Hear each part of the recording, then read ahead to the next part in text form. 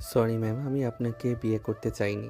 টাকার জন্য বাধ্য হয়ে আপনাকে আমায় বিয়ে করতে হয়েছে। হ্যাঁ, বুঝতে পেরেছি, কিন্তু তুমি শুধুমাত্র টাকার জন্য একটা বাচ্চা সহ আমাকে বিয়ে করলে? হ্যাঁ, শুধুমাত্র টাকার জন্যই করেছি, কারণ আমার আম্মুকে বাঁচানোর এই পথটা ছাড়া আর কোনো পথ ছিল না। আচ্ছা ঠিক আছে, বুঝতে পারলাম। তা আজকে তো আমাদের বাসরাত, আমার উপর তোমার স্বামীর অধিকার দেখাবে না? দেখুন ম্যাম, আমাকে আপনি আর 5টা ছেলের মতো ভাববেন না। আমি আপনাকে শুধু বাধ্য হয়ে বিয়ে করেছি, ভালোবেসে বিয়ে করিনি। আমি একজনকে ভালোবাসি। তুমি যদি একজনকে ভালোবেসে থাকো তাহলে আমাকে কেন বিয়ে করলে? তাকে কেন ঠকালে? আপনি ওইসব বুঝবেন না, আপনি ঘুমিয়ে পড়ুন। আচ্ছা ঠিক আছে, আমি ঘুমিয়ে পড়ছি, কিন্তু একটা কথা মনে রেখো, আমিও তোমাকে নিজের ইচ্ছায় বিয়ে করিনি, শুধুমাত্র বাবার কথায় বাধ্য হয়ে তোমাকে বিয়ে করেছি। তাই আমার কাছে আসার চেষ্টা করবে না।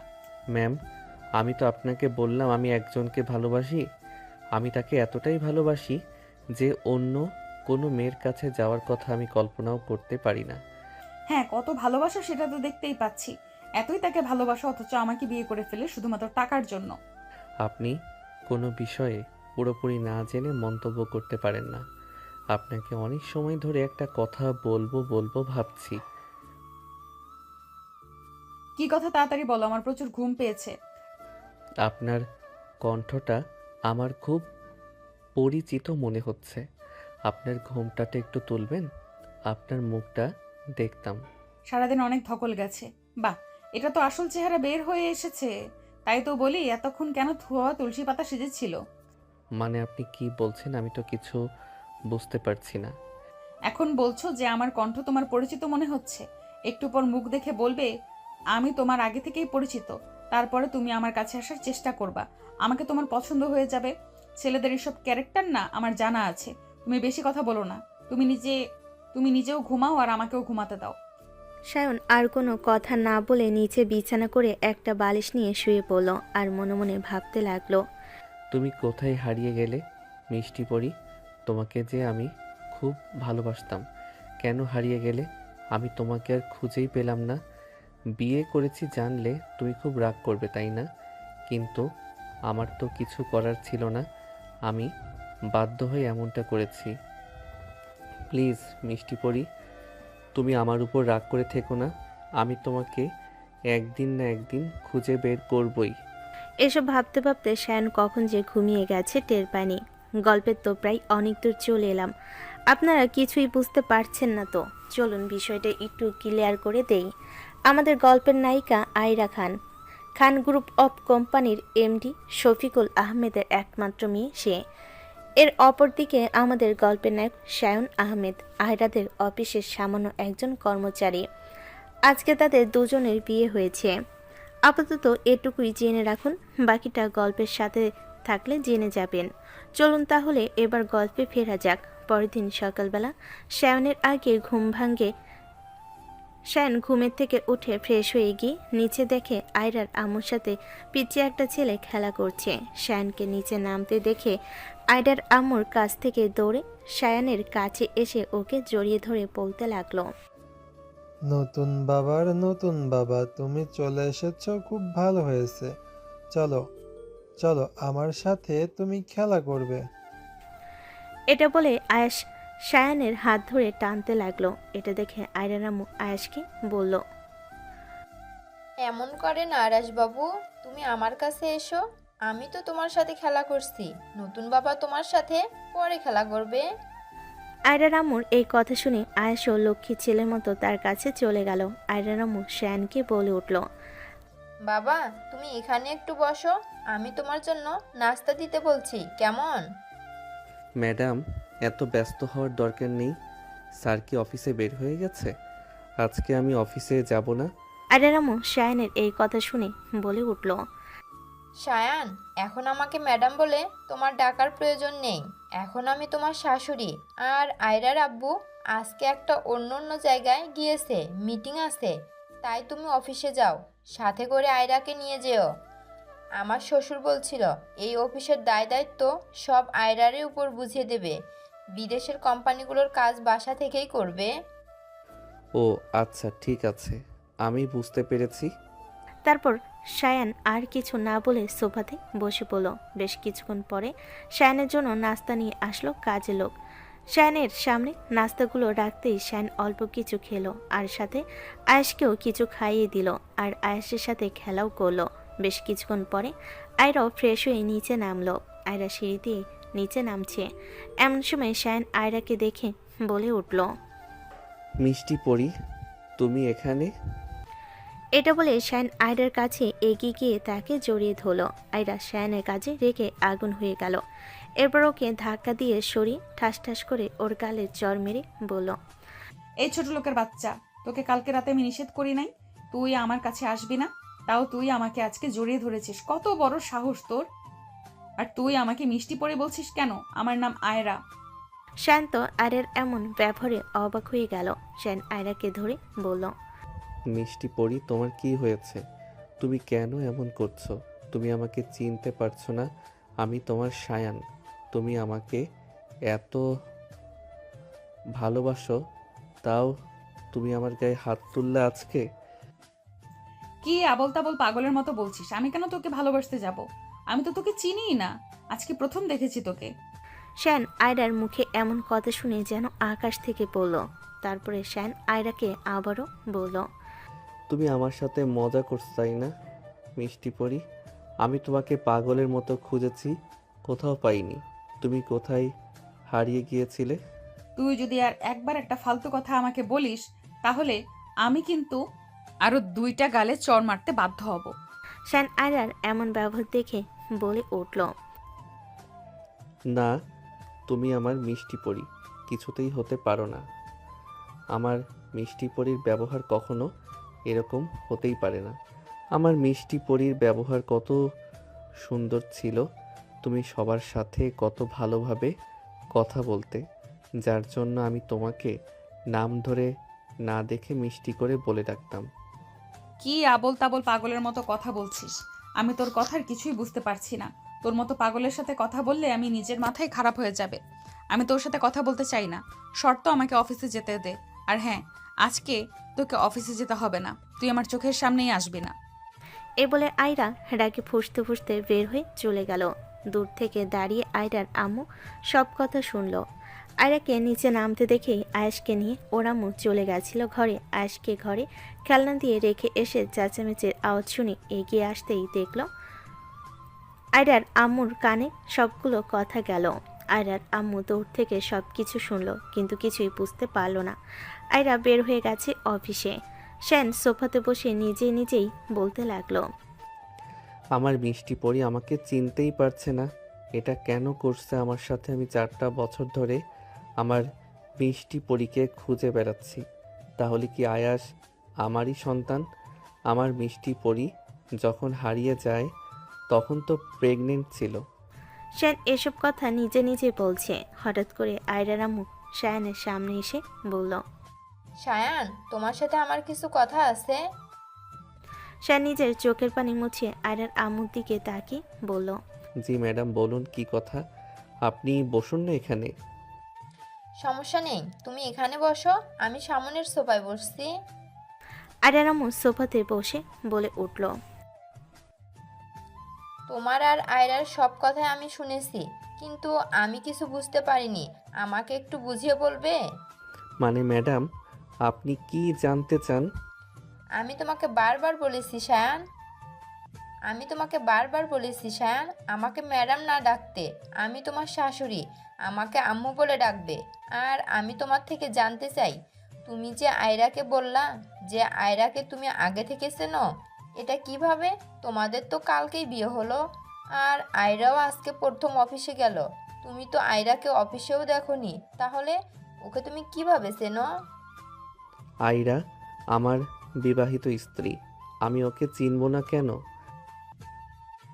কী সব আবোল তাবোল কথা বলছো সায়ান? আমি কিছু বুঝতে পারছি না, আমাকে সম্পূর্ণটা খুলে বলো। আচ্ছা ম্যাডাম, ঠিক আছে, আমি বলছি। আপনাদেরও তো জানতে ইচ্ছে করছে কি হয়েছিল শায়না আর আয়রার সাথে, যে তারা আজ আলাদা, আর কেনই বা আয়রা শায়ানকে চিনতে পারছে না। চলুন ফ্ল্যাশব্যাক থেকে ঘুরে আসি, তাহলে সবই বুঝতে পারবেন। ফ্ল্যাশব্যাক 5 বছর আগের ঘটনা। রাত তখন প্রায় 10টা। শায়ান প্রতিদিনের মতো প্রাইভেট শেষ করে হেঁটে বাসায় ফিরছিল। হঠাৎই এক গলির পাশ থেকে একটা মেয়ের চিৎকার ভেসে আসে। কেউ আছে? প্লিজ আমাকে বাঁচান। শায়ান এক মুহূর্ত না ভেবে দৌড়ে যায় আওয়াজের উৎসের দিকে। গলির মধ্যে গিয়ে দেখে 4-5 জন উচ্ছৃঙ্খল ছেলে একটি মেয়েকে ঘিরে রেখেছে। মেয়েটা ভীত, চোখে মুখে আতঙ্ক আর কাঁপছে। শায়ান পিছন থেকে চিৎকার করে বলে উঠল, এই কি হচ্ছে এখানে? মেয়েটিকে ছেড়ে দাও। একজন বখাটের উদ্ধত ভঙ্গিতে বলে উঠল, কে তুই?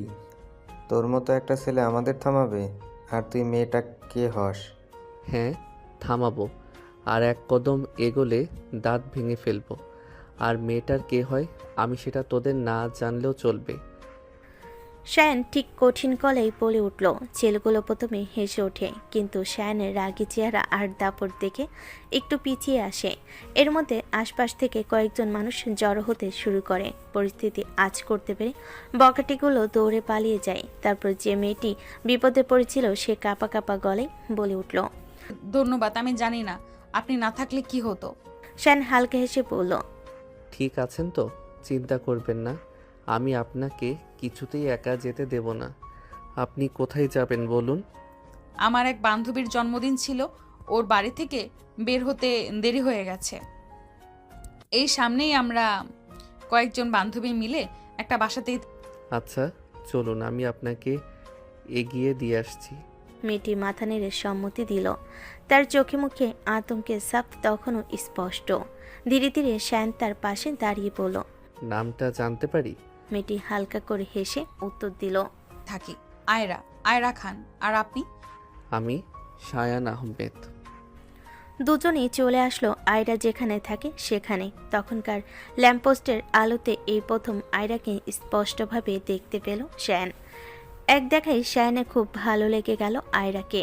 আয়রা যে বাসার ভেতরে ঢুকতে যাবে তখনই শায়ান আয়রার কানে ফিসফিস করে বলে উঠল,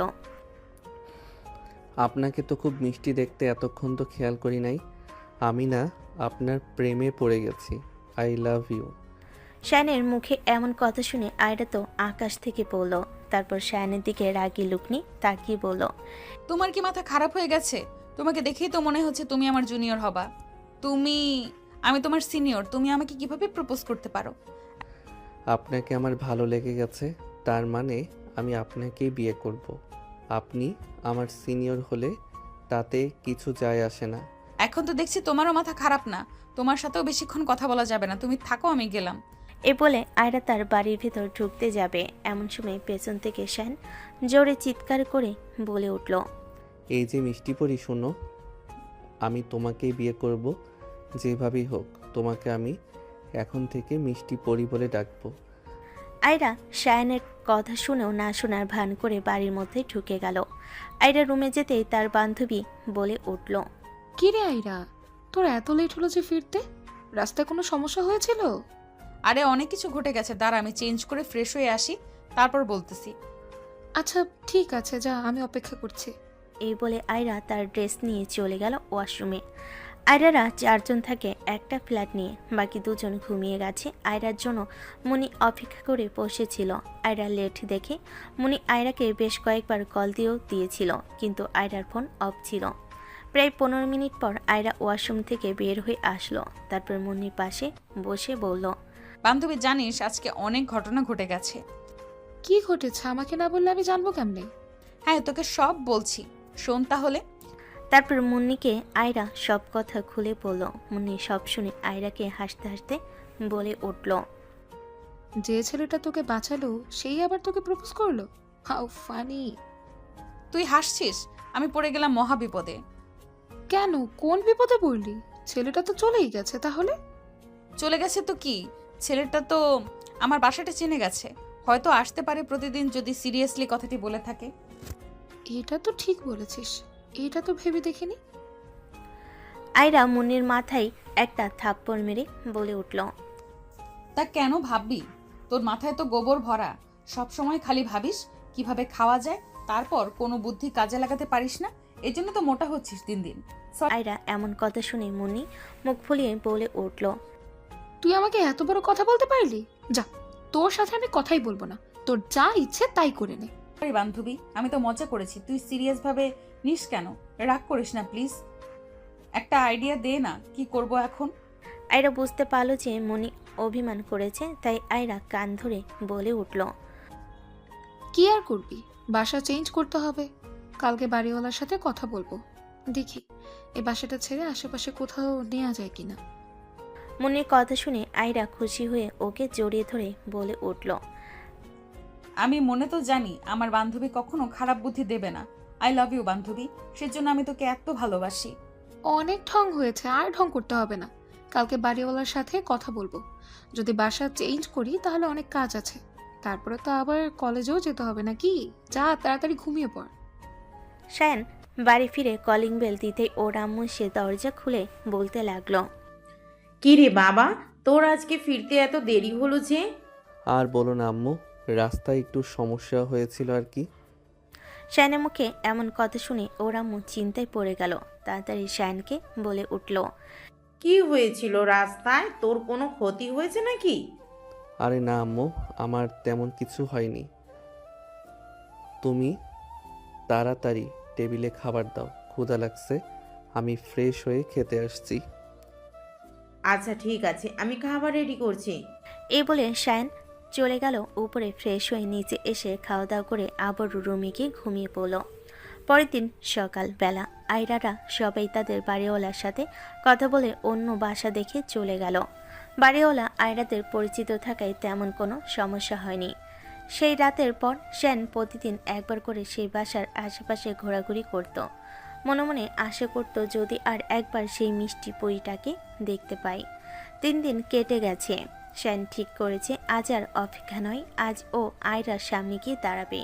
শ্যান আয়রার বাড়িওয়ালাকে রিকোয়েস্ট করে আয়রারা কোথায় বাসা নিয়েছে সেটা জেনে নেয়। তারপর মনে মনে বলে, আজ আমি ওকে আবার বলবো আমি সত্যি ওকে ভালোবেসে ফেলেছি। মিষ্টি পরি শুধু নামেই না, ও সত্যি আমার জীবনের সবচেয়ে মিষ্টি অংশ হতে পারে। সন্ধ্যের দিকে শ্যান আয়রার নতুন বাসার সামনে গিয়ে দাঁড়ায়। ঠিক তখনই চেয়ে দেখে আয়রা বাসা থেকে বের হচ্ছে। শ্যান দৌড়ে গিয়ে সামনে দাঁড়িয়ে পড়ে। শুনুন মিষ্টি পরি, আমি জানি আপনি রাগ করেছেন, কিন্তু একটুখানি সময় দিবেন প্লিজ। তুমি এখানেও এসেছো? কি পাগল পাড়া ছেলেটা তুমি, এত সাহস কই পেলা? শ্যান হালকা হেসে উত্তর দিল। ভালোবাসা সাহস দেয়, আর আপনি তো আমার সাহসের কারণ। প্লিজ একবার বসে কথা বলুন। আয়রার ভেতরে একটু নরম ভাব দেখা গেল, মুখে সে প্রকাশ করতে পারল না, কিন্তু সে বুঝতে পারছিল ছেলেটার চোখে সত্যি কিছু আছে। দুজনেই কাছের এক কফি শপে বসলো। শ্যান ধীরে ধীরে, আমি সাধারণ একজন ছেলে, পরিবারে আমার মা বাবা ছাড়া কেউ নেই। ছোট থেকেই জীবন আমাকে অনেক কিছু শিখিয়েছে, কিন্তু আপনি আপনি শিখিয়ে দিলেন মনের কোনো কোণায় এখনো কিছু স্বপ্ন বাকি। তোমার কথা শুনে মনে হয় তুমি কবিতা লেখো। শ্যান হাসতে হাসতে বলল, না, শুধু মিষ্টি পরির জন্য মিষ্টি কথা বলি। এই কথা প্রথমবারের মতো আয়রা হেসে ফেল। ঠিক সেই মুহূর্তটাই ছিল শ্যানের জীবনের সবচেয়ে প্রিয় মুহূর্ত। তারপর থেকে দুজনের যোগাযোগ শুরু হলো। দিনে দিনে বন্ধুত্ব, আর বন্ধুত্ব থেকে তৈরি হতে লাগলো এক গোপন প্রেম। এভাবেই দেখতে দেখতে কেটে গেল কয়েক মাস পর আয়রা তখন শ্যানের ভালোবাসায় গভীরতায় হারিয়ে গেছে। অথচ সে জানত সমাজ তাদের দূরত্ব অনেক। একদিকে বড়লোক বাবার একমাত্র মেয়ে, অন্যদিকে সায়ন টিউশনই করে। বলতে গেলে সে এখনো বেকার। তবুও একদিন আয়রা নিজেই বলে বসলো, সায়ান, তুমি যদি রাজি থাকো তাহলে আমরা পালিয়ে বিয়ে করতে পারি। শ্যান আশ্চর্য হয়ে বলল, আয়রা, তুমি কি আমার সঙ্গে সারা জীবন কাটাতে রাজি? তুমি পারবে আমার সাথে সারাটা জীবন কাটাতে? আমি যে তোমাদের মতো অত বড়লোক নই, তোমাকে খুব বেশি একটা সুখে রাখতে পারবো না। নরম গলায় আবার বলল, তোমার চোখে চোখ রাখলেই বুঝি আমি ঠিক জায়গায় আছি। সবই তো বুঝলাম। আমার বাবা মা গ্রামে গেছে, ওনাদের গ্রামে পাঠিয়ে দিয়েছি। আমি এখন আপাতত একাই আছি, পড়াশোনা করছি। আর একটা জবের জন্য চেষ্টা করছি। এখন বাবা মাকে জানানো যাবে না, জানালে তারা বিয়েটা করতে দেবে না। তুমি যদি চাও, এখন বাবা মাকে জানানো যাবে না, জানালে তারা বিয়েটা করতে দেবে না। তুমি যদি চাও আমরা দুজনেই বিয়ে করে রাখতে পারি, তারপরে আমি একটা ভালো জব পেলে তোমাদের বাসায় প্রস্তাব দিব। সেটাই ভালো, কোনো সমস্যা হবে না। তোমার বাবা মাও নেই, আর আমার বাবা মা তো এখানে থাকে না। আমি আমার ফ্রেন্ডদের সাথে থাকি, ওখান থেকে না হয় তোমার সাথে থাকবো। আমরা তো বিয়ে করব, বিবাহিত হলে কেউ কিছু বলতে পারবে না তখন। সে রাতে দুজনেই ঠিক করলো তারা একসাথে থাকবে চিরদিন। আয়রার বান্ধবী মুনিকে সবটা জানি ওরা বিয়ে করে ফেলল। মুনি আয়রার বেস্ট ফ্রেন্ড, মুনিকে আয়রা সব কিছু জানাই প্রথমে। মুনি বিয়ে নিয়ে অমত করলেও পরে শায়ানকে দেখে বুঝতে পেরেছিল শায়ান আসলেই আয়রাকে খুব বেশি ভালোবাসে, তাই আর পরে কিছু বলেনি। তাদের বিয়ে হলো একেবারে গোপনে। আয়রা চলে আসলো শায়ানের বাসায়। আজকে শায়ানের বাসর রাত। রাত প্রায় 12টা। দুজন খাওয়া দাওয়া করে রুমে এসে দরজাটা লাগিয়ে দিল। তারপর শায়ান আয়রার কাছে গিয়ে বলে উঠল, আমার মিষ্টি পরিটা এখন আমার বউ। আমার যে কি আনন্দ লাগছে, আজকে আমি তোমাকে মন ভরে আদর করব। যা দুষ্টু, এসব কি কথা বলতে লজ্জা করে না? লজ্জা পেলে আর বাসর করব কিভাবে বলো গো? এসো তোমাকে আদর করি। শায়ান এটা বলে এক টান দিয়ে তার ঠোঁটের সাথে আয়রার ঠোঁট মিলিয়ে দিল। তারপর আয়রাকে বিছানায় ফেলে ওর গালে ঘাড়ি কপালে কিস করতে লাগলো। শায়ান আয়রার গায়ের জামা কাপড় সব খুলে ফেলল। আয়রা তো লজ্জে শেষ হয়ে গেছে, শায়ানের দিকে তাকাতেই পারছে না।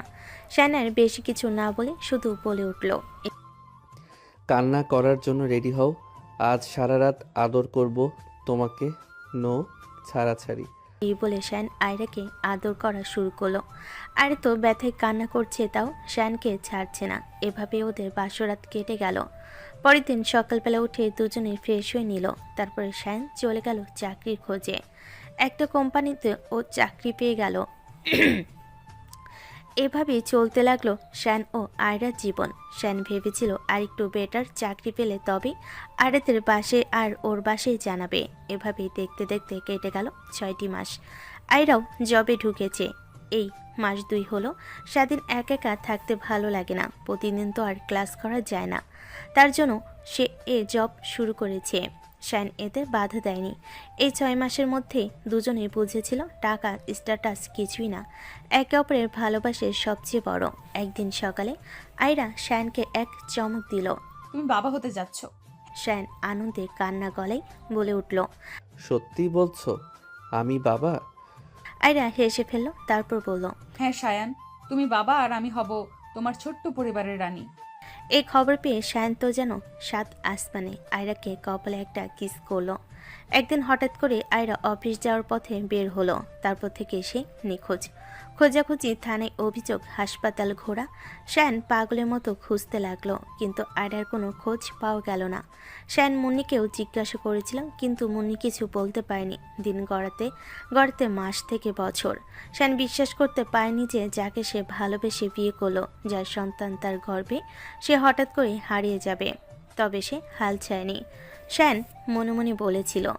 শায়ান নিজের মনে মনে ভাবল, তুমি যদি বেঁচে থাকো আমি একদিন না একদিন তোমায় খুঁজে বের করব, মিষ্টি পরি। ফ্ল্যাশব্যাক শেষ। বর্তমান সময়ে আয়রার মা হতবাক, চোখে পানি এসে গেছে। সে বুঝতে পারছে এখন পুরো সত্যিটা। শায়ান সব কথা খুলে বলার পর আয়রার মা আবেগে চোখে জল ধরে রাখতে পারলেন না। কিছুক্ষণের জন্য চারপাশে যেন নীরবতা নেমে এলো। আয়রার আম্মু চোখ মুছতে মুছতে বলল, সায়ান, তারপরে তুমি কোথায় চলে গিয়েছিলে? আমি তারপরে ওকে খুঁজতে খুঁজতে পাগল হয়ে গেছি। পরে কিছুদিনের জন্য গ্রামে গিয়েছিলাম। গ্রাম থেকে ফেরার সময় আমার ফোনটা হারিয়ে যায়, সিম সহ। আমি আর ওই বাড়িতে থাকতে পারিনি। সেখানে আয়রার স্মৃতি আমাকে সবসময় কুড়ে কুড়ে মারতো, তাই আমি অন্য জায়গায় চলে যাই। আচ্ছা ঠিক আছে, এবার বুঝতে পেরেছি। এই জন্য তোমার কোনো খোঁজ খবর পাওয়া যায়নি? মানে আমি কিছু বুঝতে পারলাম না ম্যাডাম, আমাকে একটু বুঝিয়ে বলুন। আয়রাকে পেয়েছিল আমাদের বাড়ির ড্রাইভার। আমাদের বাড়ির অনেক পুরনো ড্রাইভার সে। সে ছুটি নিয়ে বাড়িতে গিয়েছিল। তুমি বললে আয়রা অফিসে যাওয়ার জন্য বের হয়েছিল। হয়তো অফিসে যাওয়ার পথে ওর অ্যাক্সিডেন্টটা ঘটে যায়। তারপরে রহিম ওকে নিয়ে হসপিটালে ভর্তি করে আর আমাদের খবর দেয়। আমরা সেই খবর পেয়ে দ্রুত ছুটে আসি হসপিটালে। অবস্থা তেমন একটা ভালো ছিল না। পরে ডাক্তার অনেক চিকিৎসা করে বিপদমুক্ত করেন। ডাক্তার আমাদের এটাও জানায় আয়রা প্রেগনেন্ট। এটা শুনে তো আমরা অবাক হয়ে গিয়েছিলাম। আমরা বলেছিলাম ওর তো বিয়েই হয় নাই। পরে ডক্টর প্রেগনেন্সি টেস্ট করে দেখে পজিটিভ। আমরা চিন্তায় পাগল হয়ে যাচ্ছিলাম। কোথায় থেকে কি হলো কিছুই বুঝতে পারছিলাম না। পরে মনে পড়ল মুন্নির কথা। মুন্নির সাথে কথা বলে তোমার কথা জানতে পারি। মুন্নি যে বাড়ির ঠিকানা দিয়েছিল সেখানে গিয়ে তোমাকে খুঁজে পাইনি। তোমার নাম্বার অফ ছিল। মুন্নির কাছে তোমার কোনো ছবি ছিল না। মুন্নি আমাদের ছবিটা দেখাইতে পারে নাই। আয়রার যখন জ্ঞান ফিরে আমরা ওর প্রেগনেন্টের বিষয় জিজ্ঞেস করাতে আয়রা কিছু বলতে পারে না। ডক্টর বলে ওর স্মৃতি কিছুটা নষ্ট হয়ে গেছে, ওর মাথায় চাপ না দিতে।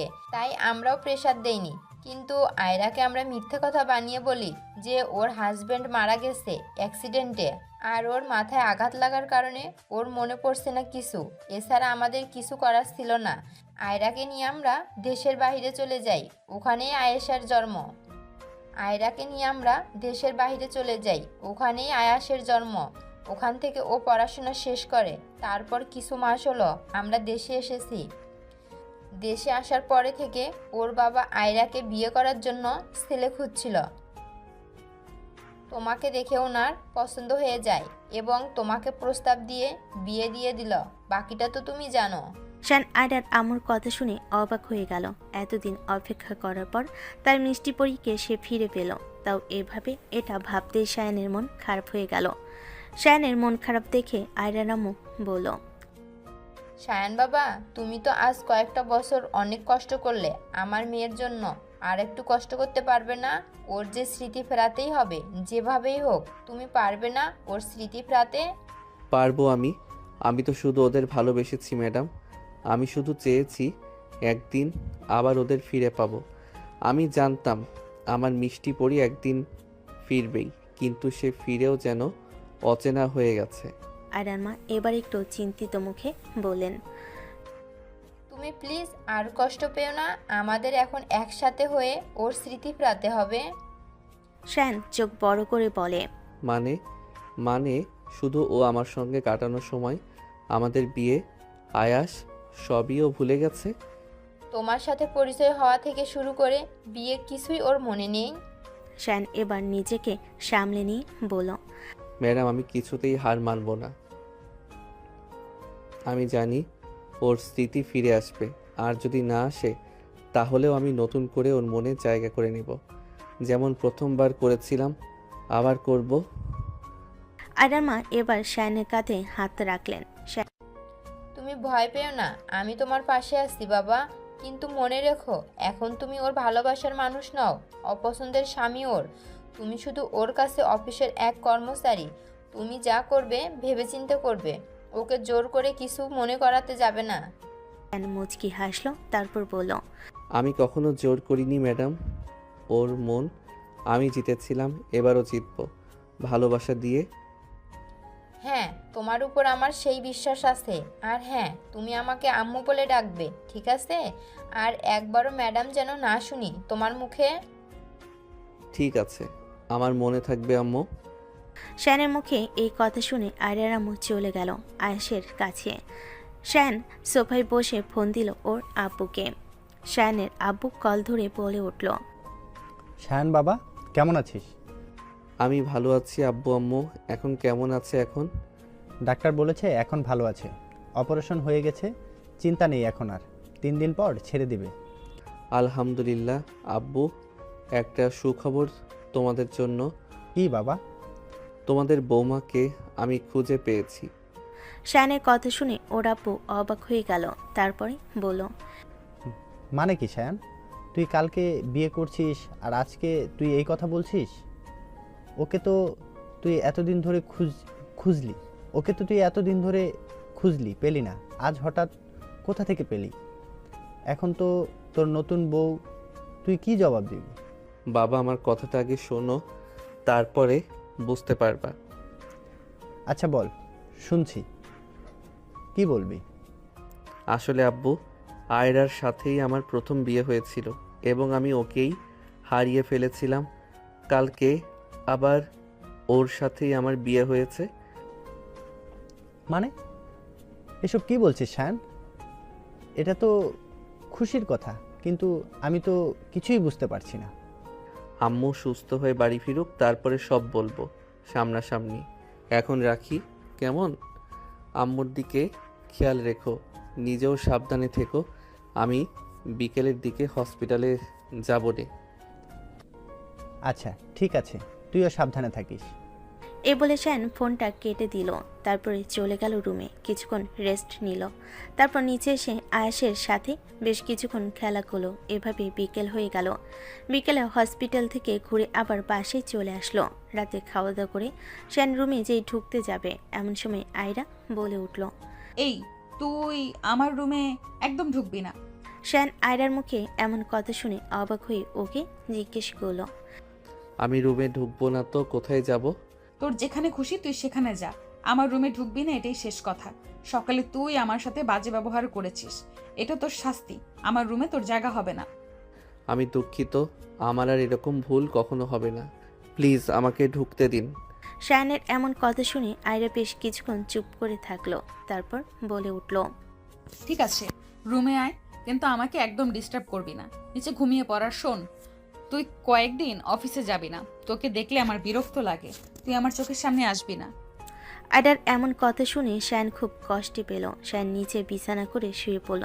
তারপর মনে মনে ভাবল, আমার মিষ্টি পরি যে আমাকে এত ভালোবাসতো, সে আমার সাথে এমন ব্যবহার করছে। আল্লাহ, তুমি আমাকে শক্তি দাও যেন আমি ধৈর্য ধরতে পারি। শায়ান এগুলো ভাবতে চোখ দিয়ে পানি পড়ল। ভেজা চোখে ঘুমিয়ে পড়ল। শায়ান হঠাৎ বেশ কিছুক্ষণ পর আয়রার চোখ গেল শায়ানের দিকে। দেখল ওর চোখের পাতা ভেজা ভেজা। এটা দেখে আয়রা মনে মনে বলে উঠল। কি ব্যাপার, এই ছেলেটার প্রতি আমার এত মায়া কেন হচ্ছে? কান্না করছে দেখে। এই ছেলেটাকে তো আমি পছন্দ করি না। না না, আমি এসব ভাবতে পারছি না, আমি ঘুমাই। পরদিন সকালে আয়রা যখন অফিসে ঢুকলো, তখন তার চোখে মুখে বিরক্তির চাপ, কিন্তু ভেতরে কোথাও যেন অজানা এক অস্থিরতা। আয়রা নিজের মনেই ভাবতে লাগলো। কেন যেন ছেলেটার কথাগুলো বারবার মাথায় আসছে। ওর চোখে এমন কিছু ছিল যা আমি এড়িয়ে যেতে পারিনি। তখনই আয়রা রুমে এলেন তার secretary Rafid. Good morning ma'am, আজ আপনার 3টে মিটিং আছে। লাঞ্চে মালয়েশিয়ান ডেলিগেটরা আসবে। আর আয়রা হালকা বিরক্তি টেনে বলে উঠল। আর কি? সান স্যার অফিসে এসেছেন। আপনি তাকে অফিসে আসতে নিষেধ করেছিলেন, কিন্তু তিনি লাঞ্চের পর চলে যাবেন। তিনি এসেছেন আপনার ফাইলগুলো চেক করতে।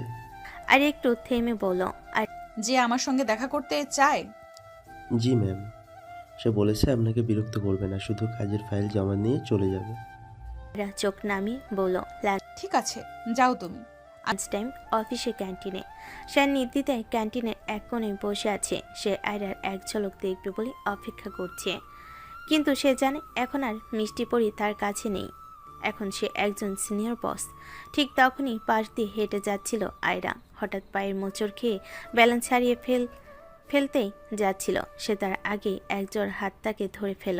হ্যাঁ, সেটা ছিল শায়ান। শায়ান আতঙ্কিত গলায় বলে উঠল, মিষ্টি পরি, তুমি ঠিক আছো? আয়রা চমকে উঠল। তারপর বলল, আমি ঠিক আছি। কিছুক্ষণ চুপ থেকে তারপর বলে উঠল। তুমি আমাকে মিষ্টি পরি বলো কেন? শায়ান হালকা হেসে ফেলল। তারপর বলল, কারণ একদিন এই নামেই তুমি নিজেকে আমার কাছে চিনিয়েছিলে। আয়রা কিছুটা বিভ্রান্ত হয়ে বলল, তুমি আবার এসব পাগলামি শুরু করছো না তো? না, আমি শুধু তোমার চোখে সেই পুরনো ঝলকটা খুঁজছি। একটিবার যদি তোমার হৃদয় ছুঁতে পারি, তাহলে তুমি নিজেই সব মনে করতে পারবে। আয়রা কিছু না বলে চলে গেল। অপরদিকে শায়ানও বাড়ি ফিরে গেল। রাতে আয়রার ঘরে দুজনের আবার দেখা। অফিস থেকে ফেরার পর আয়রা শায়ানের সামনে যায়নি, কিন্তু রাতের বেলা একই ঘরে দুজনকে থাকতে হয়, তাই দুজনের দেখা হয়ে গেল। শায়ান রুমে এসে আবার কিসের জন্য যেন বের হয়ে গেল। সেই রাত আয়রার জন্য ছিল অস্বস্তিকর। আয়েশ তার কোলে ঘুমিয়ে পড়েছে, আর আয়রা জানালার পাশে বসে আছে। তার চোখে যেন কুয়াশা জমে গেছে। মনে মনে বলছে, এই ছেলের চোখে কেমন যেন একটা ব্যথা, একটা অদ্ভুত টান। আমি কেন বারবার ওর কথাই ভাবছি? এই আয়েশও কেন যেন শায়নের মতন দেখতে অনেকটা। আয়রার মন অস্থির। শায়নের কথাগুলো বারবার তার মাথায় ঘুরছে। মিষ্টি পরি, এই নামটা কেন যেন অজানা এক স্মৃতিকে নাড়া দিচ্ছে, কিন্তু সে কিছুতেই মনে করতে পারছে না। আয়েশকে কোলে নিয়ে এসে জানালার পাশে দাঁড়িয়ে আছে। ঠিক তখনই দরজা খুলে শায়ন ঢুকলো। শায়ন নরম গলায় বলে উঠল। আয়রা, আয়রা বিরক্তভাবে বলল। আবার কি? বলেছিলাম তোকে আমার রুমে ঢুকতে। শুধু একটা জিনিস দিতে এসেছি। আয়রার হাতে একটা পুরনো ডায়েরি বাড়িয়ে দেয়। এটা হয়তো তোমার কাজে লাগবে। আয়রা ডায়েরিটি হাতে নিয়ে বলল। এটা কি? আমাদের গল্প, তোমার নিজের হাতে লেখা। আয়রা ডায়েরিটি খুলতেই প্রথম পাতায় একটা ছবি শায়ন আত্মার একসঙ্গে তোলা। হঠাৎ তার মাথা যেন টনটন করে উঠল। কিছু অস্পষ্ট ছবি ভেসে উঠছে চোখের সামনে, কিন্তু স্পষ্ট হচ্ছে না। এগুলো কি? এটা বলেই আয়রা মাথা ধরে বসে পড়ে। তার মাথায় তীব্র যন্ত্রণা হচ্ছে। শায়ন এগিয়ে এসে বলে। কি হয়েছে আয়রা? তোমার মাথায় কি যন্ত্রণা করছে? হ্যাঁ, আমার মাথায় খুব যন্ত্রণা করছে, আমি সহ্য করতে পারছি না। শায়ন এটা শুনে আয়রা ড্রেসিং টেবিলের সামনে থেকে একটা ওষুধ নিয়ে এসে পানি দিয়ে খাইয়ে দিল। তারপর আয়রাকে কোলে তুলে বিছানায় নিয়ে গিয়ে শুইয়ে দিল। তারপরে নিজেও শুয়ে পড়ল নিচে। তারপরে শায়ন মনে মনে ভাবতে লাগলো। না, এভাবে আয়রাকে প্রেশার দিলে হবে না। ওর ডাক্তারের সাথে আমাকে কথা বলতে হবে। কালকেই যাব আমি আয়রার ডাক্তারের কাছে। দেখি ডাক্তার যদি কোনো উপায় দিতে পারে স্মৃতি ফেরানোর। পরের দিন সকালে শায়ন আয়রার ডাক্তারের অ্যাপয়েন্টমেন্ট নিল। ডাক্তার রায়হান, যিনি আয়রার চিকিৎসা করছিলেন, তিনি শায়নের গল্প শুনে বলেন। আয়রার অ্যামনেসিয়া সাইকোলজিক্যাল ট্রমা থেকে হয়েছে। সে আপনাকে ভুলে যায়নি, শুধু স্মৃতিগুলো তার মাইন্ডে লক হয়ে আছে। আপনি যদি ধৈর্য ধরে তার সাথে সেই মুহূর্তগুলো শেয়ার করেন, তাহলে সে আস্তে আস্তে মনে করতে পারবে, কিন্তু জোর করবেন না। কিন্তু সে তো আমাকে তার রুমেই ঢুকতে দেয় না। তাহলে অন্য উপায় খুঁজুন। যেমন এই ধরুন, আয়রার প্রিয় ফুল সে কলেজে থাকতে এটা পছন্দ করতো, হয়তো এটা তার কিছু মনে করাতে পারে। বেশি প্রেশার দিলে ওর মাথা যন্ত্রণা করে ডাক্তার। সেটা করাটা স্বাভাবিক। আপনি চাইলে আরেকটা কাজ করতে পারেন, অ্যাক্সিডেন্টের ঘটনাটা রিক্রিয়েট করতে পারেন, তাতে স্মৃতি ফেরার 70% চান্স থাকবে। আপনাকে ধন্যবাদ। প্রথমে একটু চেষ্টা করে দেখি, যদি না হয় তাহলে অ্যাক্সিডেন্টের ঘটনাটা করা যাবে। অ্যাক্সিডেন্টের ঘটনাটাতে কিন্তু খুব রিস্ক থাকবে, খুব সাবধানে করবেন। জি ডাক্তার, মনে থাকবে। শায়ন হাসপাতাল থেকে বেরিয়ে গাঁদা ফুলের তোড়া কিনে আয়রার অফিসে পাঠালো। কার্ডে লিখল। মিষ্টি পরি, তুমি একদিন বলেছিলে গাধার গন্ধে তোমার মাথা ব্যথা সেরে যায়। তোমার শায়ান। আয়রা ফুল পেয়ে প্রথমে মুখ ফিরিয়ে নিল, কিন্তু ফুলের গন্ধে তার মাথা যেন হালকা হয়ে এলো। হঠাৎ তার মনে পড়ল ফ্ল্যাশব্যাক। কলেজে গেটে শায়ন হাতে গাঁদা ফুল নিয়ে দাঁড়িয়ে, আয়রা লজ্জায় মুখ ঢেকে হাসছে। আয়রার এই ঘটনা মনে পড়তেই ও মনে মনে ভাবল, এটা কি সত্যি ছিল? কিন্তু ফুলটা যে দিয়েছে তার মুখটা আয়রার কাছে স্পষ্ট নয়। অপরদিকে বিকেলে আয়েশ খেলতে খেলতে শায়নের কোলে উঠে বলল। নতুন বাবা, তুমি কি আমার আসল বাবা? শায়ন আশ্চর্য হয়ে বলল। কে বলেছে তোমাকে? দাদু বলেছে। সে বলেছে তোমার বাবা খুব ভালো মানুষ, তুমি তার মতোই হও। শায়ন চোখে পানি নিয়ে আয়েশকে জড়িয়ে ধরল। ঠিক তখনই দরজায় আয়রা দাঁড়িয়ে। সেসব শুনে চুপচাপ চলে গেল। রাত 10টা। আয়রা ডায়েরি পড়ছে। হঠাৎ এক পৃষ্ঠায় লেখা। আজ শায়ান আমাকে প্রথম কিস করলো। আমি লজ্জায় মরে যাচ্ছি, কিন্তু ভালোও লাগছে। আয়রা মনে মনে ভাবতে লাগলো, এটা কি আমি লিখেছি? আয়রা আর কিছু ভাবতে পারল না। ওর মাথার যন্ত্রণা উঠল। তারপরে আয়রা এসব চিন্তা ভাবনা না করে ঘুমিয়ে গেল। পরের দিন সকালে শায়ন আয়রার আম্মুকে ডাক্তার রায়হানের সাথে মিটিং করে সব কিছু প্ল্যান করলো। আয়রার আম্মু প্রথমে ভয় পেলেন, কিন্তু শায়নের দৃঢ়তায় রাজি হলেন। বাবা, তুমি নিশ্চিত তো এটা রিক্সি? আম্মু, আমি ওকে হারাতে পারবো না। আবার ওর স্মৃতি ফিরে পেতে আমি সব করতে রাজি। ডাক্তার রায়হান অ্যাক্সিডেন্ট সিমুলেশনের জন্য একটি সেফটি প্ল্যান তৈরি করলেন। আয়রাকে অফিস থেকে ফেরার পথে তাদের পুরনো গলির কাছে নিয়ে যাওয়া হবে, যেখানে কিছু লোক অ্যাক্টিং করবে বখাটে ছেলের। শ্যান সেখানে হঠাৎ করে উপস্থিত হয়ে আয়রাকে বাঁচাবে, ঠিক যেমন প্রথমবার করেছিল। বিকেল 5টা। আয়রার গাড়ি রুটিন মতো অফিস থেকে বের হলো, কিন্তু আজ ড্রাইভারের অন্য রাস্তা দিয়ে নিয়ে যাওয়ার নির্দেশ দিয়েছে শ্যান। হঠাৎ গাড়ি স্টপ করলো একটি পরিচিত গলির সামনে। আয়রা বিরক্ত হয়ে জানালা খুলে বলল, কি হয়েছে? এখানে কেন থামলি? ম্যাডাম, গাড়ির সামনে একটু সমস্যা হয়েছে। ঠিক তখনই 4-5 জন ছেলে এসে গাড়ি ঘিরে ফেললো। একজন জানালার ঠুকরে বলল, সুন্দরী, কেমন আছো তুমি? আয়রা ভয়ে চিৎকার করে উঠল। কে তোমরা? দূর হও। ছেলেগুলো গাড়ির জানালা টানতে লাগলো। আয়রার চোখে আতঙ্ক। হঠাৎ পিছন থেকে একটি পরিচিত গলা শুনে গেল। এই, ছেড়ে দাও ওকে। আয়রা দৃষ্টি ঘুরল। শ্যান দৌড় এসে এক ছেলেকে ধাক্কা দিল, বাকিরা শ্যানকে ঘিরে ফেল। আয়রা গাড়ি থেকে নামতেই একজন তাকে টান দিল। শ্যান চিৎকার করে বলল, আপনি সরে যান। একটা ধাক্কায় শ্যান মাটিতে পড়ে গেল। আয়রা মাথায় যেন বিদ্যুৎ খেলে গেল। ফ্ল্যাশব্যাক 5 বছর আগে সেই রাত শ্যান তাকে বাঁচাতে এসে বলেছিল। হঠাৎ আয়রা কাঁপা কাঁপা গলায় বলে উঠল, সায়ান। হঠাৎ আয়রার মাথা ঝাঁকুনি দিল। সে চোখ বন্ধ করে চিৎকার করে উঠল। আমার মাথা। শ্যান তৎক্ষণাৎ উঠে আয়রাকে জড়িয়ে ধরে বলল, আয়রা শান্ত হও, আমি আছি তোমার সাথে। আয়রার চোখে জল। সে সায়ানের দিকে তাকিয়ে বলল, তুমি তুমি আমার সায়ান? আমি মনে করতে পারছি আমাদের বিয়ে, আয়াস সব। সায়ানের চোখে আনন্দের অশ্রু। হ্যাঁ মিষ্টি পরি, আমি তোমার সায়ান। তুমি ফিরে এসেছো। সায়ানকে হাসপাতালে নিয়ে যাওয়া হলে ডাক্তার রায়হান চেক আপ করে বললেন, শানের পায়ে সামান্য ইনজুরি, কিন্তু আয়রার মেমোরি সম্পূর্ণ ফিরে এসেছে। এটা একটা মিরাকল। আয়রা সায়ানের হাত ধরে ফুপিয়ে কেঁদে বলল, আমি তোমাকে এতদিন ভুলেছিলাম, ক্ষমা করো।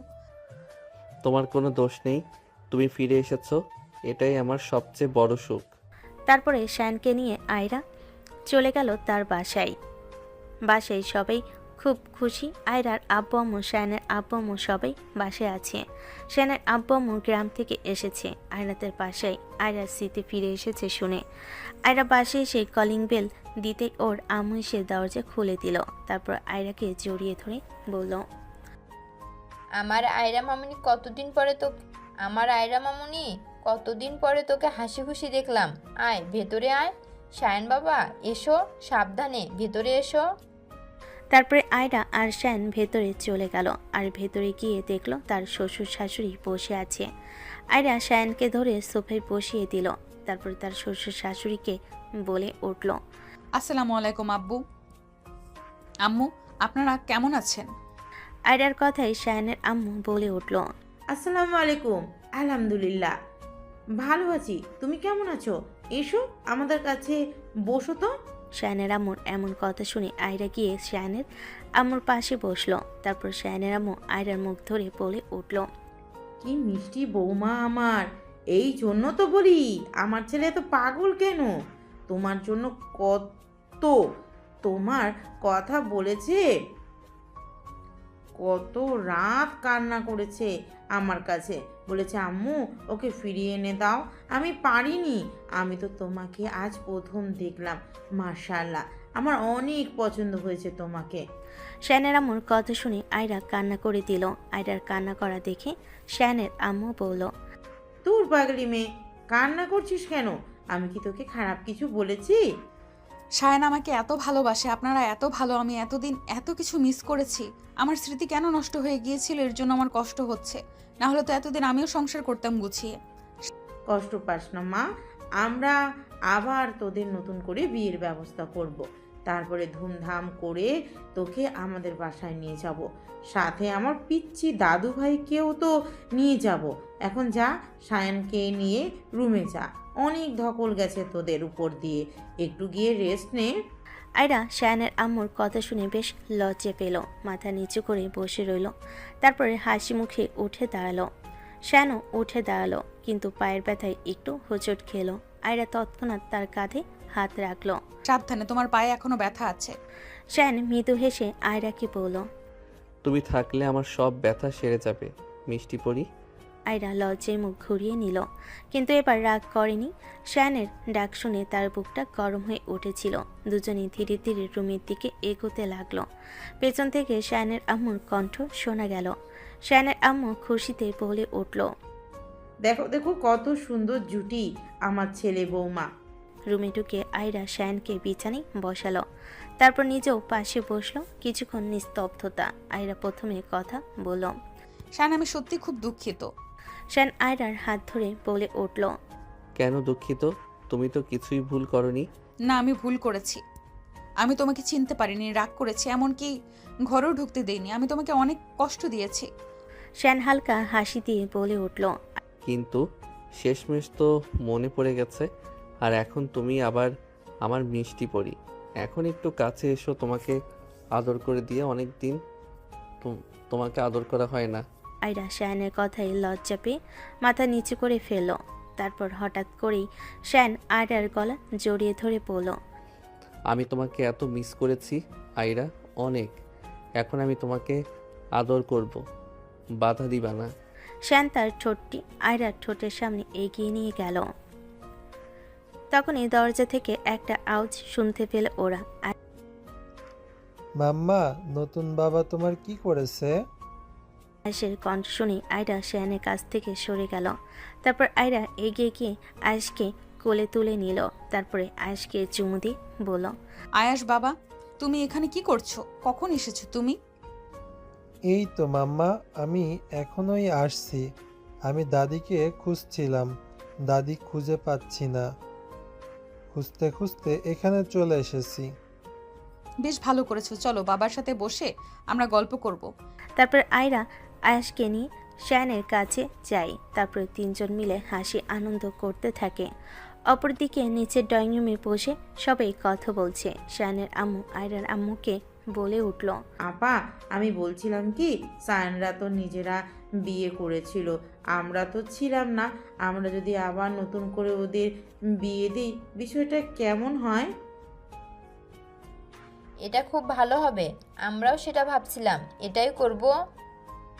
ওনাদের দুজনের কথার মাঝে আয়রার আব্বু বলে উঠল, তাহলে বিয়ের ব্যবস্থাটা খুব তাড়াতাড়ি করতে হবে। হ্যাঁ, তা তো করতেই হবে, কিন্তু মাসখানেক তো সময় দিবা। আমার মেয়েটা কেবল সুস্থ হলো, জামাইটা একটু অসুস্থ, তাই। তাহলে ওদের তো একটু সময় দিবা। তা তো দিতেই হবে, বিয়ের ব্যবস্থা করতে হবে না। আর আপনারা কিন্তু এখান থেকে এখানেই থাকবেন, আর যেতে দিচ্ছি না। একেবারে বৌমাকে বাড়ি নিয়ে তারপর যাবে। আয়রার আব্বুর এই কথা শুনে শায়ানের আব্বু বলে উঠল, এটা কিভাবে হয় ভাইজান? এটা কখনোই হয় না। আমার আমার ছেলের শ্বশুর বাড়িতে থাকবে, এতে লোকেরা খারাপ বলবে। লোকে যা বলে বলুক, লোকেদের কথা শুনে তা আমাদের কোনো কাজ নেই। আপনাদের আমি থাকতে বলেছি মানে আপনারা থাকবেন। বাড়িটা আমার, লোকেদের নয়। পরের দিন সকালে শায়ান উঠে দেখে আয়রা নেই বিছানায়। সে দ্রুত নিচে নেমে এলো। রান্নাঘরে আয়রাকে দেখে অবাক হয়ে গেল। আয়রা নিজের হাতে নাস্তা বানাচ্ছে। শায়ান হাসতে হাসতে বলল, আয়রা, এ কি দেখছি? আমার মিষ্টি পরি রান্না করছে। তুমি একা একা রান্নাঘরে যেতে ভয় পেতে। যতদিন আমার সাথে ছিলে আমরা একসাথে রান্না করতাম তো। এখন দেখি তুমি সব শিখে গেছো। আয়রা মুখ ভার করে বলল, হ্যাঁ করছি। তুমি কি ভেবেছো আমি কি কিছু শিখতে পারি না? আমি শুধু অফিসার বস হতে জানি। শায়ান পিছন থেকে আয়রাকে জড়িয়ে ধরে বলল, না, আমি জানি তুমি সব পারো। আমার জীবনটাই তুমি বদলে দিয়েছো। এই বলে শায়ান আয়রার গালে একটু টুস করে কিস করে দিল। আয়রা রাগী কণ্ঠে বলে উঠল, এই দুষ্টু ছেলে সব সময় দুষ্টুমি করা, তাই না? আমি কাজ করছি, তুমি দেখতে পাচ্ছ না? তুমি আমার উপর রাগ করছো কেন গো? আমি তো তোমাকে একটু আদর করছিলাম। এই বলে শায়ান মন খারাপ করে ফেলল। এটা দেখে আয়রা শায়ানের গালে একটা কিস করে বলে উঠল, এবার থেকে কখনো হারাবে না তো শায়ান? কখনো ছেড়ে যাব না, প্রমিস। ড্রয়িং রুম থেকে শায়ানের আম্মুর কণ্ঠ শোনা গেল। শায়ানের আম্মু বলল, এই যে নাস্তা ঠান্ডা হয়ে যাবে, তাড়াতাড়ি এদিকে আয়। সবাই মিলে হাসতে হাসতে নাস্তা সারল। আয়াস শায়ানের কোলে উঠে বলল, বাবা তুমি কি এবার আমাদের সাথে থাকবে? শায়ান আয়াসকে কোলে নিয়ে ওর গালে একটা চুমু দিয়ে বলল। হ্যাঁ বাবা, এবার থেকে সব সময়। তারপরে শায়ান আয়াসের সাথে খেলা করতে লাগলো ড্রয়িং রুমে গিয়ে। আয়রার বাবা চলে গেলেন অফিসে, সাথে করে শায়ানের বাবাকেও নিয়ে গেলেন, কারণ উনি বাসে একা থেকে কি করবে। অপরদিকে আয়রার আম্মু আর শায়ানের আম্মু মিলে গল্প করছে। আয়রা ওদের গল্পের মাঝে বলে উঠল। আচ্ছা আম্মা, আপনার ছেলে সবচেয়ে বেশি কি দেখে ভয় পায়? শায়ানের আম্মু আয়রার এমন কথা শুনে অবাক হয়ে গেল। তিনি আয়রাকে প্রশ্ন করলেন। কেন রে মা, হঠাৎ এই কথা জানতে চাইছিস কেন? আগে আপনি বলেন, তারপর আমি বাকিটা বলছি। কি সায়ান তো খুব বেশি ভূতে ভয় পায়। বলেন আম্মা, এত বড় ছেলে ভূতে ভয় পায়? হ্যাঁ, ছোটবেলাতে ওকে ভয় দেখিয়ে দেখিয়ে খাওয়াতে হতো, খেতে চাইতো না। আমি ভূতের ভয় দেখাতাম, যদিও না খাবার খায় তাহলে ভূত ওকে তুলে নিয়ে যাবে। ছোট থেকে শুনে শুনে ওর মনে ভয় ঢুকে গেছে, এখন পর্যন্ত এই ভয়টা কাটাতে পারিনি। শায়ানের আম্মুর এই কথা শুনে আয়রার মাথায় একটা দুষ্টু বুদ্ধি এলো, আর সে মিটিমিটি হাসতে লাগলো। এটা দেখে আয়রার আম্মু কৌতূহলী হয়ে জিজ্ঞেস করলেন। কি বুদ্ধি আসছে মাথায় আয়রা?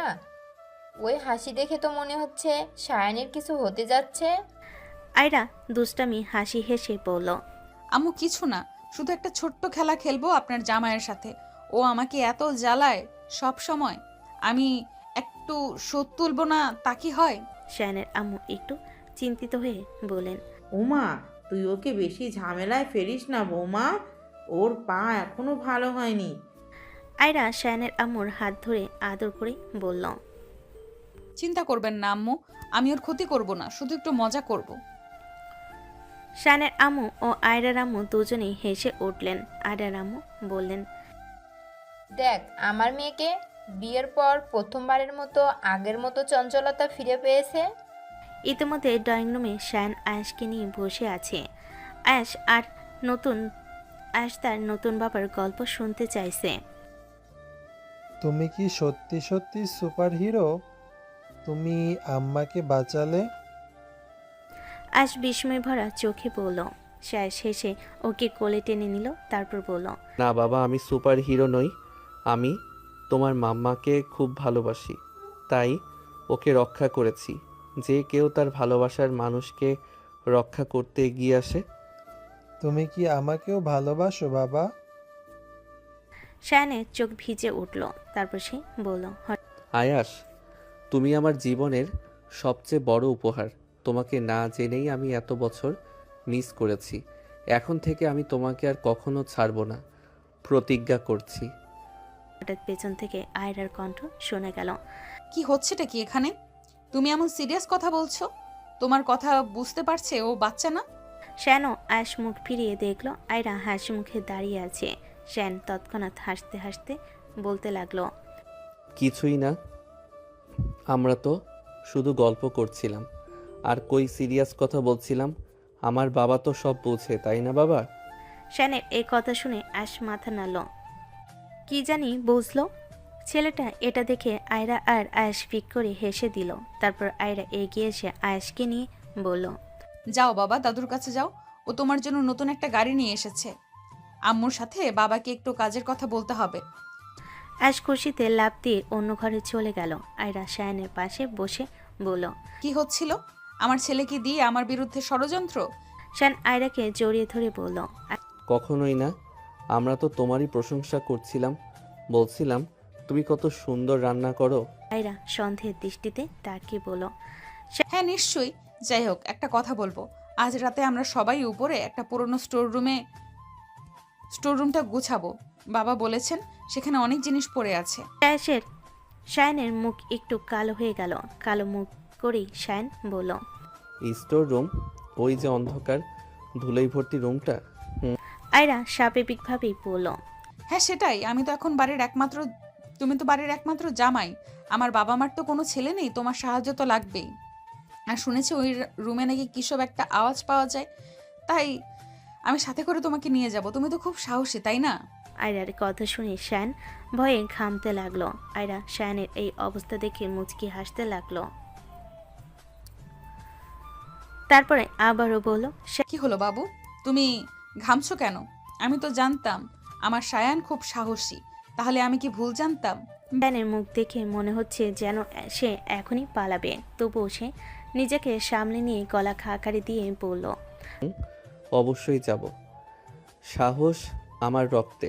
আমি তো এখন আয়রার নাইট গার্ড। ভয় আমার জন্য না। আয়রা চোখ বড় বড় করে শায়ানের দিকে তাকালো। বাহ, নতুন নাম তো, নাইট গার্ড অফ আয়রা। শুনে তো মনে হচ্ছে আজ রাতে কোনো যুদ্ধ হবে। শায়ান হালকা গলা নামিয়ে বলল, যুদ্ধই তো, ভয় আর ভালোবাসার। আয়রা খুব ভালো করে বুঝতে পারল শায়ান কোন দিক দিয়ে কথাটি বলেছে। আয়রা খানিকটা লজ্জা পেয়ে গেল। তারপরে শায়ানের বুকে আয়রা ঘুষি মেরে বলল, সবসময় খালি দুষ্টুমি করার সুযোগ পেলেই খালি শয়তানি করো তুমি। যাও, তোমার সাথে আমি থাকবোই না, নিচে গেলাম। এ বলে আয়রা চলে গেল নিচে। সন্ধ্যা নামতেই সবাই নিচে বসে টিভি দেখছে, আর আয়রা শায়ানকে নিয়ে চলে গেল উপরের স্টোর রুমে। রুমে ঢুকতেই ধুলো আর পুরনো গন্ধে ভরে গেল নাকমুখ। বাতি জ্বালাতেই আলোটা ঝিকমিক করে জ্বললেও হঠাৎ এক কোণে কিছু পড়ে গেল। শায়ান হঠাৎ পিছিয়ে এসে ভয় পেয়ে বলল, ও মা, এটা কি পড়লো? আয়রা হাসতে হাসতে বলল, আরে এটা তো একটা পুরনো বালিশ, ভয় পেলে না তো? না না, আমি তো এমনি দেখে চমকে গিয়েছিলাম। তুমি তো জানো আমি তো সাহসী। আয়রা মুচকি হেসে বলল, খুব জানি। এরপর দুজনে একসাথে ঝাড়ু কাপড় দিয়ে সবকিছু পরিষ্কার করতে লাগলো। পুরনো একটা বক্স খুলতে দেখতে পেল ভেতরে কিছু পুরনো ছবি আর এক ছোটবেলার ডায়েরি আর কিছু চিঠি। ও মা, এগুলো এখনো আছে? এই ডায়েরি তো আমি ক্লাস 10-এ লিখতাম। আমাকে কিছু পড়েও শোনাও না। আয়রা লজ্জা পেয়ে বলল, থুর, এইসব তো ছোটবেলার প্রেমালা। তবুও শোনাতে হবে, কারণ তোমার প্রথম প্রেমিক আমি নই, তা জেনে নেওয়া দরকার। আয়রা একটা পাতায় অংশ পড়ে শোনালো। সেখানে লেখা, আমি বড় হয়ে এক রাজপুত্রকে বিয়ে করব, যে আমাকে প্রতিদিন ভালোবাসা দেবে, কিছু ভুললেও রাগ করবে না। শায়ান হালকা গলায় বলল, তাহলে তো ঠিকই বিয়ে করেছো, আমি তো রাগ করি না। কিন্তু ভালোবাসা প্রতিদিন দাও তো? শায়ান চোখে চোখ রেখে বলল, প্রতিদিন না, প্রতি মুহূর্তেই ভালোবাসি। এই কথা শুনে আয়রা একটু থমকে গেল। তারপর চোখ নামিয়ে বলল, শায়ান, আমি যদি কখনো আবার তোমাকে ভুলে যাই? শায়ান আয়রার হাত ধরে বলল, আমি আবার ফিরে আসব। যতবার তুমি হারাবে ততবার আমি তোমায় খুঁজে নেব। চোখ ভিজে আসছে। সে বলল, জানো যখন তখন আমি তোমাকে ভুলে গেছিলাম। মাঝে মাঝে আমার মনে হতো কেউ আমাকে ডাকে, অনেক চেনা একটা কণ্ঠ। এখন বুঝি সেই কণ্ঠটা ছিল তোমার। হঠাৎ বাতিটা টিম টিম করে নিভে গেল। পুরো রুম অন্ধকার। শায়ান গলাটা খুশখুশ করে বলল, আয়রা, বাতি গেছে। আয়রা চুপি চুপি গলায় বলে উঠল, ওরে ভিতু, ভূত এসে গেছে। আরে না না, তুমি পাশে থাকলে ভয় কেটে যায়। আয়রা দুষ্ট হাসি দিয়ে বলে উঠল, হঠাৎ কেউ যদি তোমার কাঁধে হাত রাখে, বুঝলে? আয়রা প্লিজ এসব বলো না, তুমি জানো না আমি এখনো। ঠিক তখনই আয়রা পেছন থেকে শায়ানের গলা জড়িয়ে ধরল। আমি আছি তোমার সাথে বাবু, আজ থেকে তোমার সব ভয় আমার। তুমি শুধু আমায় ভালোবাসো, চল। আয়রার হাত ধরে বলে উঠল, ভালোবাসি মিষ্টি পরি। হঠাৎ নিচ থেকে দাদুর গলা এলো, এই যে তোমরা উপরে কি ভূতের বাসা বানালে? নিচে আসো, রাত হয়ে গেছে। মিস্টার, এবার নিচে যাই। হ্যাঁ, না গেলে তো দাদু ভূত হয়ে উঠবে। দুজন একে অপরের হাত ধরে নিচে নামলো। চোখে মুখে হাসি আর হৃদয়ে এক মধুর সম্পর্কের নতুন সূচনা। পরের দিন সকাল, পাখির কিচিমিচির হালকা রোদ, নরম বাতাসে ভরে গেছে চারিদিক। পুরো বাসায় যেন এক মধুর আমেজ। শায়ান বারান্দায় দাঁড়িয়ে আকাশ দেখছিল। পেছন থেকে আয়রা সে পিঠে আলতো করে ঠেলা দিল। কি ভাবছো হে কবি সাহেব, বউ কাছে থাকতেও আকাশে মন? আমি ভাবছিলাম কত ভাগ্যবান আমি, তুমি আয়াস, পরিবার, সব কিছু আবার ফিরে পেয়েছি। আবার আমি তো হারাই সব সময়, সেই জন্যই তুমি ভয় পাও আমাকে নিয়ে সব সময়, তাই না? হ্যাঁ, কারণ আমার ভাগ্য এত ভালো না ছিল যতক্ষণ না তুমি আমাকে আবার চিনলে। তুমি আমাকে চিনেছ আর আমি সব আনন্দ ফিরে পেয়েছি। শায়ান হালকা গলায় বলে উঠল। আয়রা আর কিছু বলল না, চুপ করে শায়ানের হাত ধরল। দুজনের চোখে শান্তি। এমন সময় আয়েশ দৌড়ে এলো। মাম্মা বাবা, আমি আজকে ঘুমাবো না। আজকে আমার নতুন কার্টুন বের হবে। আয়রা হাসতে হাসতে বলল, আচ্ছা ঠিক আছে বাবা, আজকের দিনটা ঘুমাতে হবে না। এবার আয়াসকে একটু পড়াশোনা শুরু করাতে হবে। হঠাৎ নিচ থেকে আয়রার আম্মুটাকে সবে নিচে গেল। হ্যাঁ, এই যে সবাই, আমাদের কথা মনে আছে তো? বিয়ের আয়োজন নিয়ে প্ল্যান করতে হবে। হ্যাঁ হ্যাঁ, এবার আমার বৌমার সাথে ঝাঁকজমক করে বিয়ে দিব। আবার বিয়ে? আমি তো মনে করি সায়ানের সাথে প্রেমই বেশি জমে। বিয়ে মানেই দায়িত্ব, আর দায়িত্ব মানেই ঝামেলা। শায়ান হাসতে হাসতে বলল, তুমি দায়িত্ব না নিলে আমি নিজে তুলে নিয়ে যাব তোমাকে। ঠিক বলছে, প্রেম তো এখনো ওদের মধ্যে আছে, আর আশা করি সারা জীবন এমনই থাকবে। বিয়েটা সবাইকে সাথে নিয়ে ধুমধাম করে মেহেন্দি, গায়ে হলুদ, গান বাজনা সব হবে। কি বলেন আপা?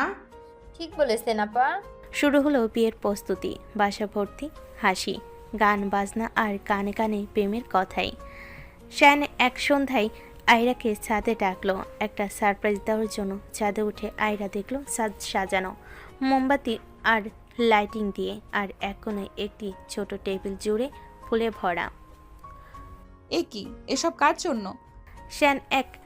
শায়ন একটা ছোট রিং তুলে আয়রাকে বলল, আবার বিয়ের আগেই প্রপোজ করি নতুন করে হ্যাঁ শুনি। দুষ্টু ছেলে, এখনো একই রোমান্টিক। সবই তো আমার জন্য। আবার বলো না হ্যাঁ আমি তোমার হব আবার। আয়রা চোখে পানি নিয়ে বলে উঠল, হ্যাঁ আমি আবার হব তোমার, এবার ভুল করব না। শায়ান রিং পরিয়ে দিল আয়রার হাতে। দুজন একে অপরকে জড়িয়ে ধরল। উপরে আকাশে আতশবাজির শব্দ, যেন তাদের নতুন জীবনের সূচনা। তারপর শুরু হলো মেহেন্দির অনুষ্ঠান। রাতে আবারও দুষ্টামি শুরু করলো শায়ান। মেহেন্দির রাতে পুরো বাসা নাচে গানে মুখর। আয়রা হাতে মেহেন্দি পড়েছে, আর আড়াল থেকে শায়ান চুপি চুপি মেহেন্দি ডিজাইনে নিজের নাম খুঁজছে। আমি কোথায় রে? সহজ না খুঁজে পাওয়া, যেমন আমি হারিয়েছিলাম তেমনি খুঁজে নিতে হবে। শায়ান ঠোঁটের কোণে হাসি রেখে বলল, খুঁজতে জানি বলেই তো ফিরে পেয়েছি তোমায়। আয়রার গাল লাল হয়ে উঠল। পাশ থেকে শায়ানের আম্মু বলেন, এই দুজন তো আলাদা হয়ই না। সায়ন বাবা, এখানে সব মেয়ে, তুমি এখান থেকে যাও। আমার বউকে না দেখে ভালো লাগছিল না, তাই চলে এসেছি। শায়ানের মুখে এমন কথা শুনে আয়রা চোখ বড় বড় করে ওর দিকে তাকিয়ে ফিস ফিস করে বলে উঠল, তুমি এত ঠোঁটকাটা হলে কেমনে সায়ান? এখানে বড়রা সবাই আছে। আয়রার কথা শুনে সবাই হা হা করে হাসতে লাগলো। এভাবেই হাসি আনন্দের মধ্য দিয়ে শেষ হলো আয়রার মেহেদি অনুষ্ঠান। বিয়ের দিন আয়রা লাল শাড়ি পরে দাঁড়িয়ে আছে আয়নার সামনে, চোখে জল মুখে হাসি। পেছন থেকে আয়রার আম্মু এসে বলেন, মা, আজকের দিনটা তোর জীবনের সবচেয়ে সুন্দর দিন, নতুন করে শুরু কর। নতুন করে? কিন্তু সেই পুরনো মানুষটার সাথেই আমার সায়ান। শায়ানো ব্ল্যাক শেরওয়ানি পরে আয়নার সামনে দাঁড়িয়ে বলল, আমি আজ আবার সেই রাতে ফিরছি যেদিন প্রথম তোমায় চেয়েছিলাম। দুজন আবার পাশাপাশি বসলো। এবার পরিবার, বন্ধু আর ছোট আয়াসের সামনে দাঁড়িয়ে। আয়াস ফিস ফিস করে বলল, মাম্মা বাবা, তোমাদের দুজনকে তো খুব সুন্দর লাগছে। আমাকেও নাও তোমাদের কাছে। এ বাবা, তুমি তো আসবেই, আমাদের কাছে এসো। এই বলে আয়রা আয়াসকে কোলেন করে তাদের মাঝখানে বসিয়ে দিল। শায়ান আয়াসের গালে একটা চুমু খেয়ে বলল, এই তো, এটা আমার লক্ষ্মী বাবা। কাজী সাহেব সব কাগজপত্র ঠিকঠাক করে শায়ানের উদ্দেশ্যে বলে উঠল, বাবা, তুমি এই বিয়েতে রাজি থাকলে বলো আলহামদুলিল্লাহ। কাজীর কথা মতো শায়ান 1 সেকেন্ডের মধ্যে বলে উঠল, আলহামদুলিল্লাহ, কবুল। কাজী সাহেব এইবার সেমভাবে আয়রাকেও বলল। আয়রা বেশ কিছুক্ষণ সময় নিয়ে বলে উঠল, আলহামদুলিল্লাহ, কবুল। ওদের দুজনের বিয়ে পড়ানো শেষে কাজী তার টাকা নিয়ে চলে গেল। তারপরে আয়রার বান্ধবী সাইমা এসে বলতে লাগলো, বান্ধবী, তোরই কপাল, একজন ভালোবাসার মানুষকে দুইবার বিয়ে করতে পারলি। আর আমরা এখনো সিঙ্গেল থেকে গেলাম। সাইমার কথা শুনে আয়রা একটু মুচকি হাসি দিয়ে তারপর বলল, চিন্তা করিস না বান্ধবী, এবার তোর পালা, তোর বিয়ের ব্যবস্থা করছি দাঁড়া। আচ্ছা, তুই কি মুন্নির কোনো খবর রাখিস? হ্যাঁ, মুন্নির সাথে তো মাঝে মাঝে কথা হয়। ওই হারামি ওটাও বিয়ে করেছে, এক বাচ্চার মাও হয়েছে, জানিস? কি বলিস? এত কিছু হয়ে গেল? হ্যাঁ, মুন্নিও মা হয়ে গেছে, তুইও মা হয়ে গেছি। এখন আমি শুধু বিয়ে করা বাকি আছে। চিন্তা করিস না, সেটা খুব তাড়াতাড়ি হয়ে যাবে। ওদের দুজনের কথার মাঝেই আয়রা রামু আয়রাকে বলল, কি রে, তোরা দুজন কি কথায় বলে যাবি? তোর বান্ধবী খাবে না? তোরাও চলে আয়, খাওয়া দাওয়া করে নে, তারপরে তোরা রুমে চলে যা। কালকে আবার অনেক ধকল আসছে, কালকে অনেক লোকজন আসবে। কালকের দিনটা কেটে গেলে পরশু তো তোরা ওই বাসায় চলে যাবি।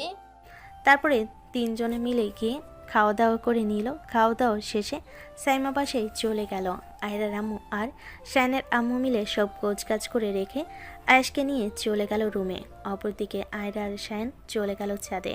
ছাদে গিয়ে আয়রা শায়নের হাত ধরে বলে উঠল, এবার প্রমিস করো আর হারাবে না। প্রমিস করছি তোমাকে ছেড়ে আর কখনো কোথাও যাব না, তোমাকে হারাতেও দিব না। শক্ত করে তোমাকে জড়িয়ে ধরে রাখবো। তুমি আমার মিষ্টি বউ, তোমাকে ছেড়ে আমি থাকতে পারি না। তুমি বুঝি সেটা জানো না? আমি এবার তোমার মিষ্টি পড়ি আর তোমার দুষ্টু মিষ্টি লাইফ পার্টনার। এটা শুনে শায়ন বলে উঠল, ছাদে তো এসেছি অনেকক্ষণ হলো, চলো না এবার নিচে যাই। শায়নের কথায় আয়রা অবাক হয়ে বলে উঠল, নিচে যাব কেন? এখানেই তো ভালো লাগছে, কি সুন্দর চাঁদ উঠেছে। এই কথা শুনে শায়ন আয়রার কানের কাছে ওর মুখটা নিয়ে বলল, তা কি করে হয় মিষ্টি বউ? আজকে না আমাদের বাসর রাত, তুমি কি ভুলে গেলে? বাসর করার দ্বিতীয়বার সুযোগ পেয়েছি, এটা কি আমি ছেড়ে দেই? শায়নের এমন কথা শুনে আয়রা লজ্জায় লাল হয়ে গেল। সে মাথা নিচু করে বলে উঠল, তুমি এক বাচ্চার বাবা, তুমি এখন এত রোমান্টিক কিভাবে? লজ্জা করে না তোমার? ওর মা আবার লজ্জা করবে কিসের জন্য? আমি তো আমার বউকে বলছি, অন্য কাউকে তো বলছি না। তোমার সাথে আমি কথাই পারবো না। শায়ন হুট করে আয়রাকে কোলে তুলে নিল। আয়রা এটা দেখে বলে উঠল, এ কি করছো, কি করছো? তাড়াতাড়ি আমাকে নামাও, পড়ে যাবো তো।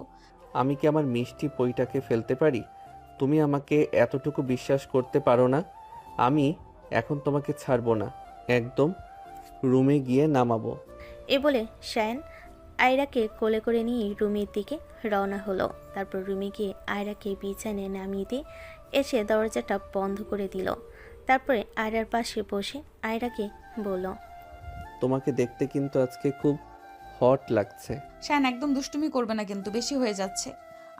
আজকে রাতে বেশি বাড়াবাড়ি করব না তো কবে করব? আমি আর নিজেকে কন্ট্রোল করতে পারছি না। কাছে এসো, তোমাকে আদর করব। আদর করার পারমিশন দিতে পারি, কিন্তু আমাকে বেশি ব্যথা দেওয়া যাবে না বলে দিলাম। তোমাকে ব্যথা না দিলে কি আর আদর করলে মজা পাবে তুমি? আজকের দিনটা একটু কষ্ট সহ্য করে নাও না। সবসময় তুমি আমাকে ইমোশনাল ব্ল্যাকমেল করো। ঠিক আছে, নাও, আদর করো।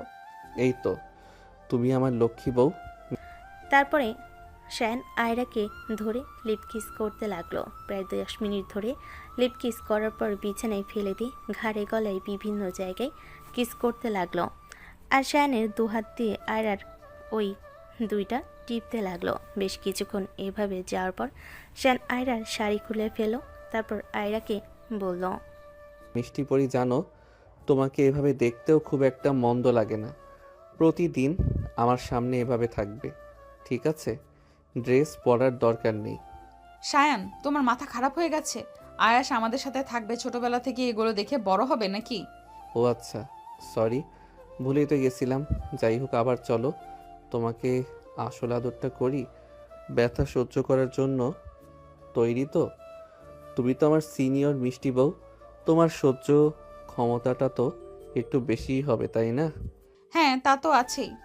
বেশ, ঠিক আছে, সেটা এখনই দেখা যাবে। এই বলে শায়ন আয়রাকে আদর করতে লাগলো। আয়রা হঠাৎ বলে উঠল, শায়ান প্লিজ আমাকে ছেড়ে দাও, আমি আর পারছি না। শায়ন আয়রাকে আদর করতে করতেই উত্তর দিল, ও মা, সিনিয়র বউ তুমি না বললে তোমার ধৈর্য ক্ষমতা বেশি? এইটুকুতে এমন করছো? আজকে সারা রাত তোমাকে ছাড়ছি না। এমন করলে আমি তো মরেই যাব। আরে মরবা না, আমি আছি তো। আমাকে এখন আদর করতে তাও ডিস্টার্ব করো না। আচ্ছা ঠিক আছে, ডিস্টার্ব করব না, কিন্তু একটু আস্তে করো। আস্তে আস্তে করলে আর আমাদের আয়েশের বোন আসবে না যে? এখনই আয়েশের বোন আনার চিন্তা করছো তুমি? হ্যাঁ তাই করছি। এবার চুপ করো, আদর করতে দাও। তারপর আর কি শান আরও ভালোভাবে আদর করতে লাগলো আর আয়রা সেটা উপভোগ করতে লাগলো। এই যে আপনারা আর কিসের জন্য অপেক্ষা করছেন, ওরা আদর করতে থাকুক ওদের মতো করে। আমরা এবার বিদায় নিই, কারোর পার্সোনাল জিনিস শুনতে নেই, এটা জানেন না আপনারা। আজকের গল্পটা এখানেই শেষ করছি। আর হ্যাঁ, গল্পটি কেমন হয়েছে অবশ্যই কমেন্টে জানাতে কিন্তু ভুলবেন না। আজকে এখানেই বিদায় নিচ্ছি, আবারও দেখা হবে অন্য কোনো গল্পে। সে পর্যন্ত সুস্থ থাকবেন, ভালো থাকবেন। আল্লাহ হাফেজ।